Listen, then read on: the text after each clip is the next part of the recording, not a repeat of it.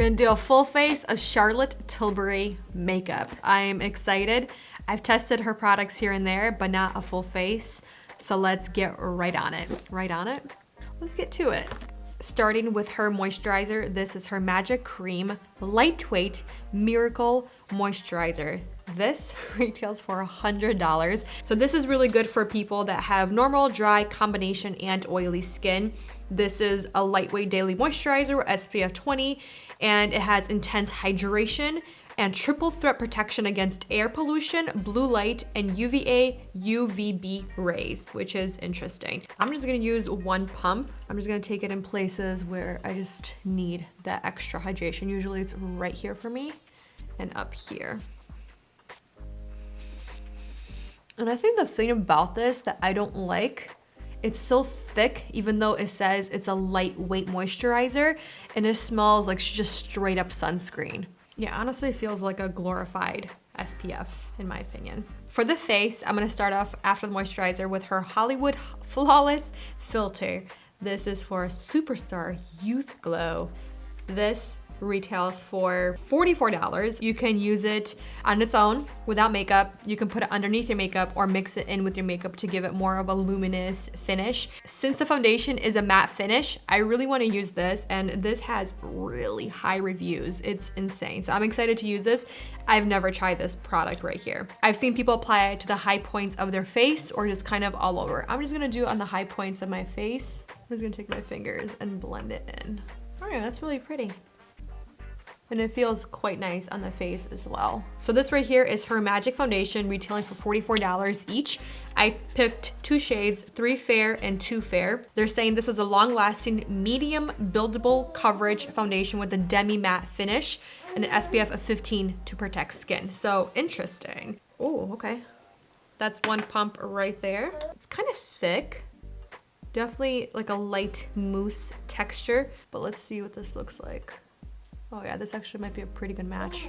And I'm using the Bobbi Brown Full Coverage Face Brush, which is one of my favorites at the moment. It's just so good. It looks like it's blending really easily. I'm gonna see if I can build up that coverage.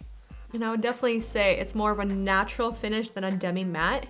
It doesn't look like it's attaching itself to my dry spots. Maybe a little bit right here, but it's very minimal. It definitely blended out really nicely. Kind of didn't really have to try blending it, which I'm really happy about. For the eyebrows, this is her Brow Lift Refillable Triangular Eyebrow Pencil, retailing for $30. I picked up shades Star and Luscious Brow. Okay, so Star Brow is a light brown, and then Luscious Brow it's a medium brown. So let's start first with Luscious Brow. I wanna see how dark this is on my brows. I've started going away from blonde eyebrow pencils because I find that they're just way too light for my brow hairs. So this pencil, the formula is quite stiff, but creamy enough where I don't have to press too hard to get that pigment on my brows. To complement the eyebrows, I picked up her Legendary Brows Gel. This retails for $22.50, and there is only one color. It's this Super Model Brow Deep Brown. So I'm not sure if this is gonna fit my brows, but we'll test it out. And if not, I'm just gonna use the Benefit 24-Hour Clear Brow Gel. But I really like how tiny this little brush is. Look at that. You can't really even see it. But the color looks quite dark. So I'm just gonna start off really slow.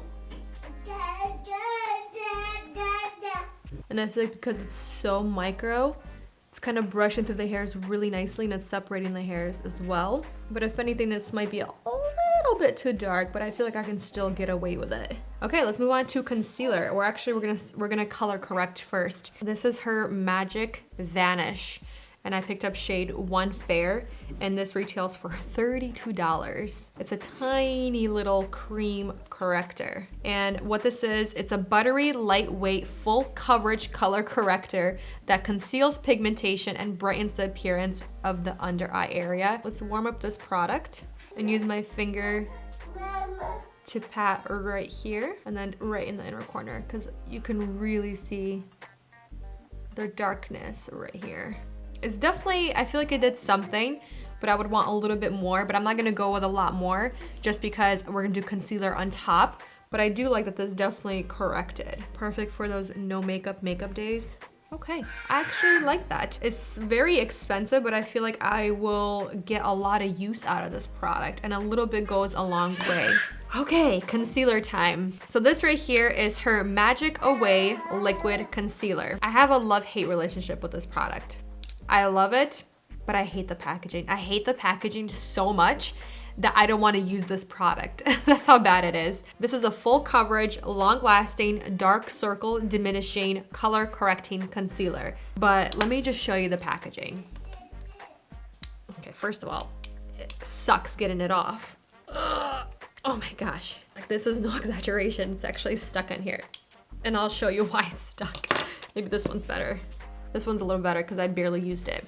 So this is what it should look like. It's somewhat clean, but then you have this sponge applicator tip, which I'm okay with. I'm not a fan, I'm okay with it. But it's a twist up method, which I'm not gonna twist too much because it's already product sitting right there. So I do love the fact that you can see how much concealer you have left, but because this gets so messy and there's always so much product left in the applicator, it gets all over this part right here. So when you close it, it literally gets stuck on the lid. I don't know if you can see how disgusting that looks. I hate the packaging with a passion, but the concealer is actually quite nice. So I'm just gonna take my brush and just dip it into the concealer. And I find that a little bit goes a long way. Tiniest amount of the concealer, and look at that difference. It just brightened everything up.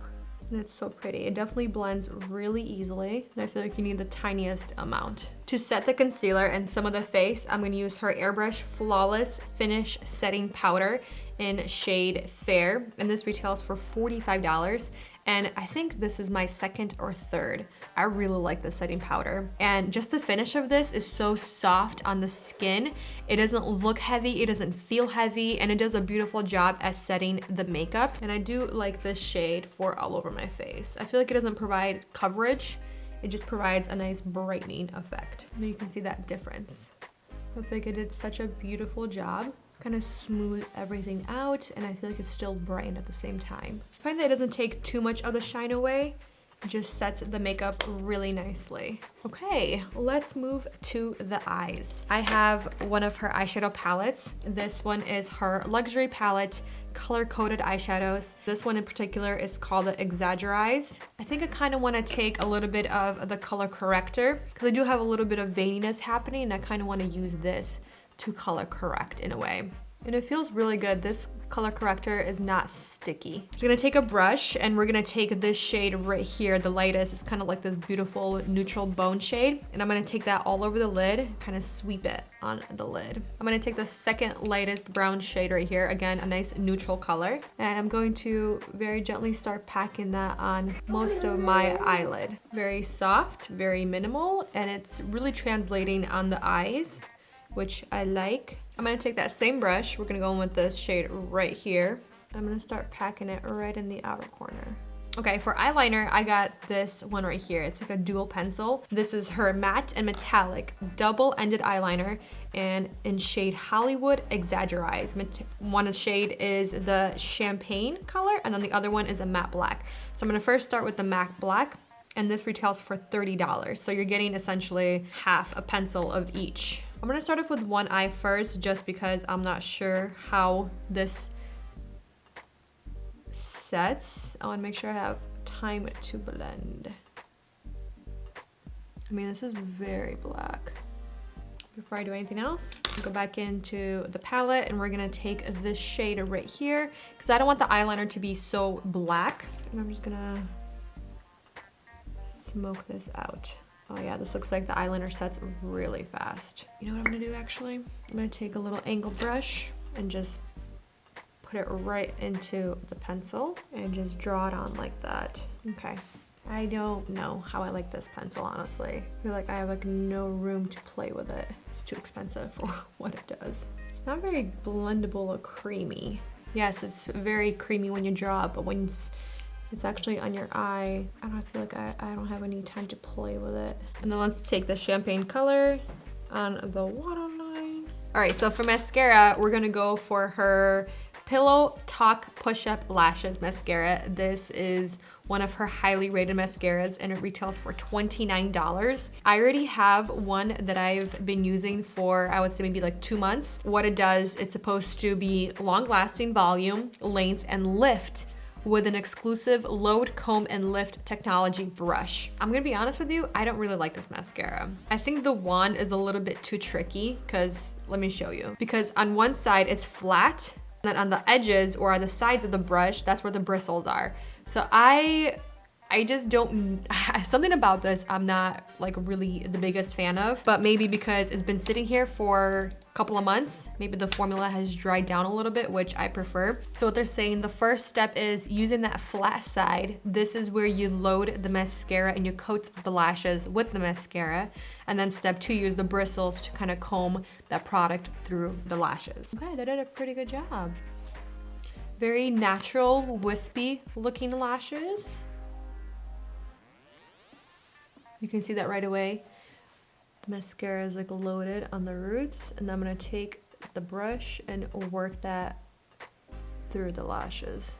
I'm gonna place a little bit of this mascara on my lower lash line. Let's talk bronzer. This right here is her Airbrush Matte Bronzer.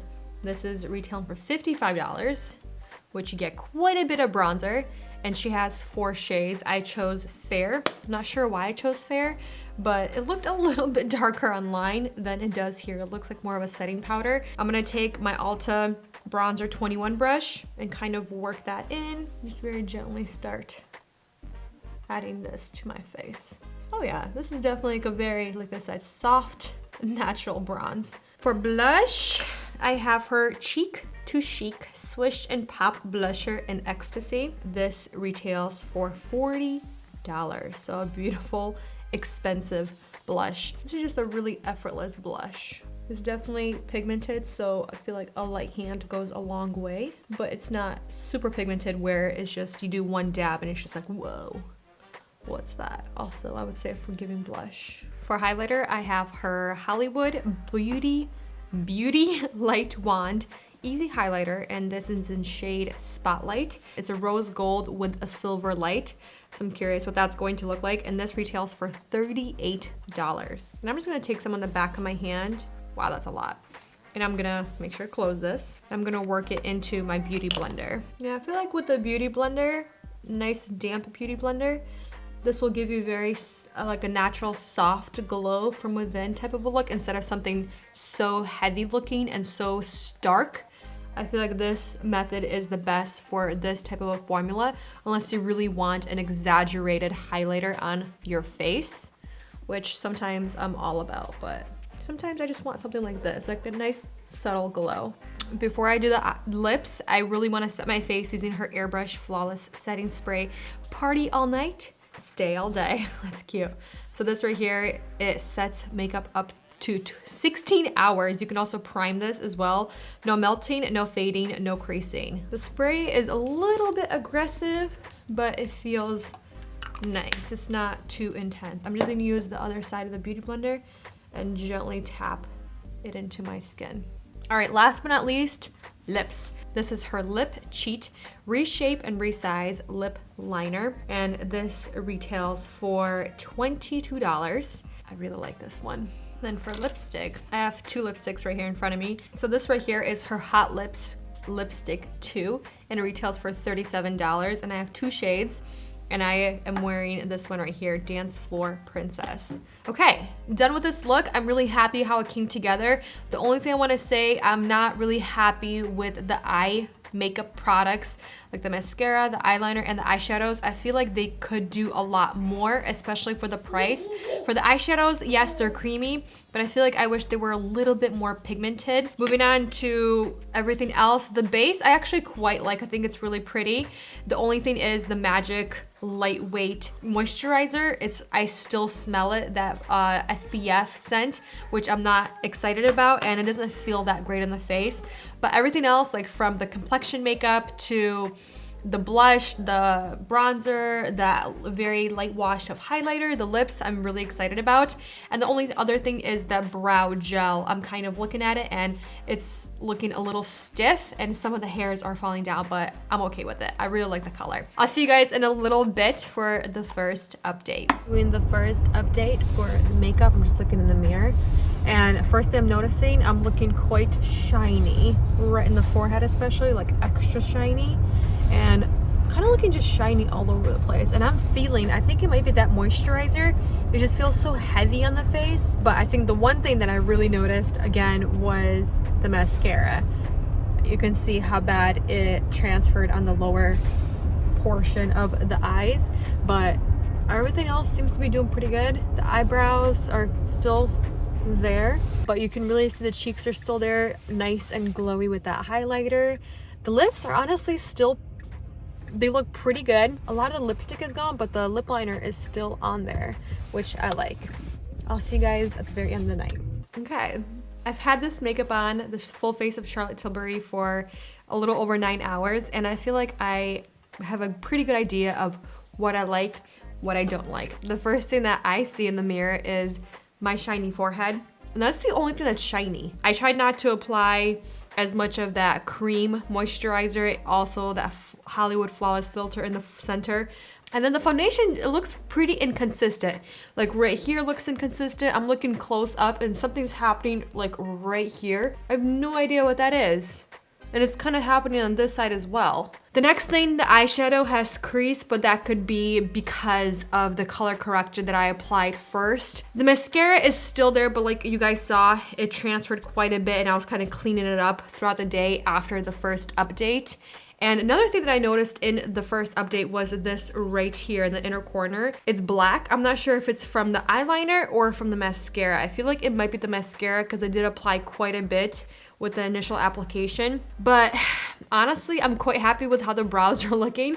I feel like they look pretty similar to how I applied them. They're a little bit, they moved around, but the color is still there and they look still quite sharp and intense, and I'm really, really liking that color. I really am enjoying a darker color. Moving on to the bronzer, I'm honestly not sure how I feel about this. You do get quite a bit of product, but I think this is way too light even for my fair skin tone. I'm gonna say yes, definitely check out their blushes. I already have several in my collection. Beautiful blushes. I like that they have a little bit of a sheen to them, but it doesn't look glittery on the cheeks, and they blend beautifully and they don't exaggerate texture, pore, whatever else you have going on your cheeks.